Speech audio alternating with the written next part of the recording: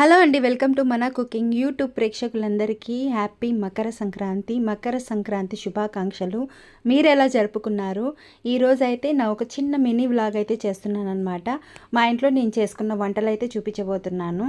రోజు పులసన్నం ఏం చేస్తామనేసి పులిహోర అయితే కలిపాను, గులాబ్ జామ్ చేశాను అనమాట. పాయసం ఎప్పుడు చేసుకుంటూ ఉండేదే కదా అనేసి గులాబ్ జామ్ అయితే చేశాను.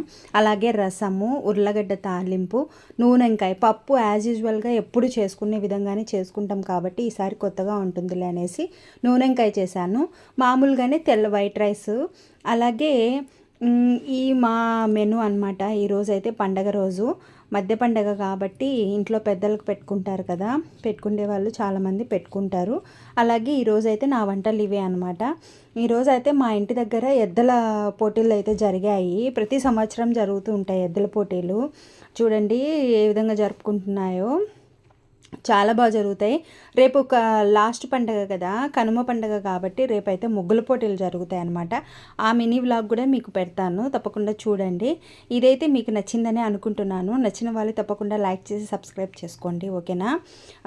ఎద్దులు భలే కొడుతుంటారు. మా పిల్లోడైతే ఈ వీడియో తీసేటప్పుడు వాటిని కొట్టడం చూడలేక కాస్త తీసుకొనేసేసి వచ్చేసేసాడు. అయితే ప్రతి సంవత్సరం అయితే జరుగుతూ ఉంటాయి అన్నమాట ఎద్దుల పోటీలు.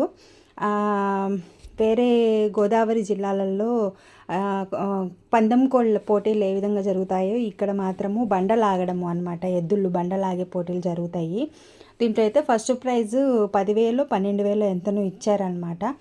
కాకపోతే వాటిని కొట్టేటప్పుడు మాత్రము అవి పాపం లాగలేక భలే ఇబ్బంది పడుతూ ఉంటాయి. భోగి ఎలా జరుపుకున్నారండి అందరూ? నాకు కమెంట్ సెక్షన్లో కమెంట్ చేయండి, ఓకేనా? ఈ మకర సంక్రాంతి కూడా బాగానే జరుపుకున్నారని అనుకుంటున్నాను. ప్రతి ఒక్కరికి హ్యాపీ మకర సంక్రాంతి మరోసారి.